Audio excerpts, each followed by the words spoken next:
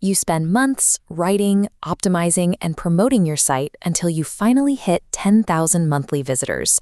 You log into your AdSense dashboard expecting a reward for your hard work, and you see a payout that barely covers your domain renewal.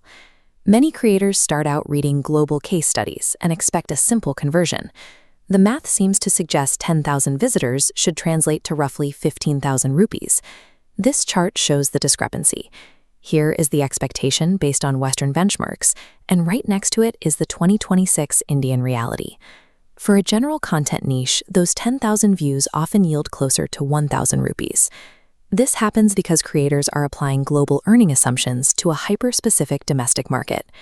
Google's ad auction is driven by the perceived purchasing power of the audience.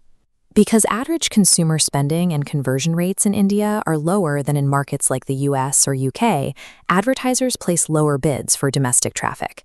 This economic reality devalues the average click, resulting in a typical Indian cost per click, or CPC, of 4 to 33 rupees. Until you understand the specific economics of the domestic ad market, chasing generic traffic volume is a losing battle. The math changed even more in 2026, when Google moved away from the classic click-based revenue model. In the past, publishers forecasted their income using CPC, earning money only when a user clicked an ad. Given that Indian CPCs average just a few rupees, clicks alone can no longer sustain a professional site. This flowchart shows impression-based bidding. Advertisers now pay for visibility, even if users take no action. You are compensated for ad views. Every article read generates revenue, regardless of interactions. This makes RPM, revenue per mil, the metric that determines if a blog is viable. It measures your total blended earnings for every 1,000 page views. If you continue to forecast your income using the old CPC metric, you are ignoring half of your actual revenue. To plan accurately, you have to optimize for RPM. When you use the outdated CPC formula, you multiply your page views by a click-through rate and then by a cost per click. But click-through rates are notoriously low for mobile traffic and very difficult to predict. Focusing on that formula means you are essentially ignoring the impression-based revenue streams happening in the background. This leads publishers to under-forecast their earnings. When the numbers look too low, creators often panic and add too many ads, which ruins the user experience and drives traffic away. This equation shows a more holistic approach. You take total page views, divide by to find true revenue. RPM blends earnings from both the rare clicks and the high-volume impressions that occur every time a page loads.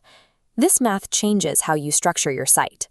To maximize those impressions, you need longer content to keep users scrolling and sticky ad placements that maintain visibility. Adopting the RPM formula forces you to stop guessing about accidental clicks. It provides an honest forecast based on the actual blended value of your audience.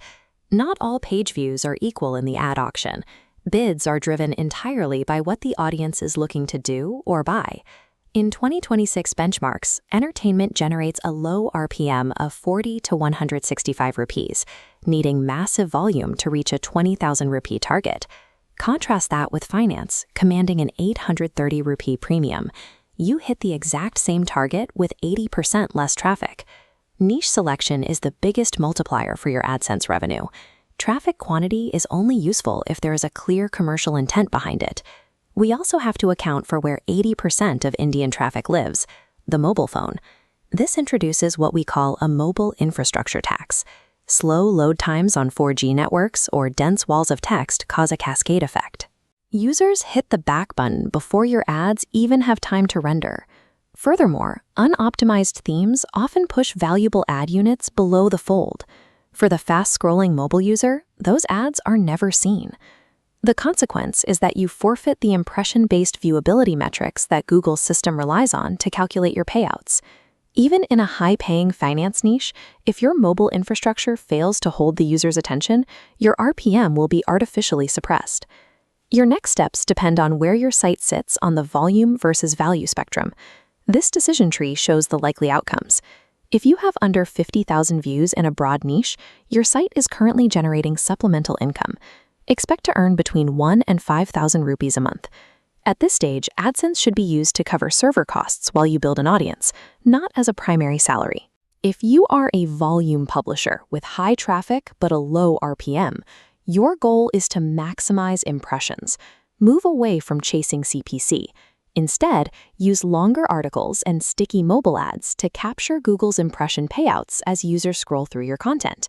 Mapping your current reality tells you whether you need to optimize your layout for impressions or pivot your entire content strategy to a higher value niche. Finally, there is the strategic optimizer. This is the niche expert who has mastered high-intent content but is limited by the local ad market ceiling. To break that ceiling, you can use a strategy called geographic arbitrage. This means leveraging your expertise to write global content designed to attract Tier 1 traffic from the US or the UK. The financial incentive is straightforward. Because of Western purchasing power, the exact same click from a Tier 1 visitor is worth up to 10 times more than domestic traffic. Whether you utilize geographic arbitrage or dominate a domestic niche, the rule remains the same.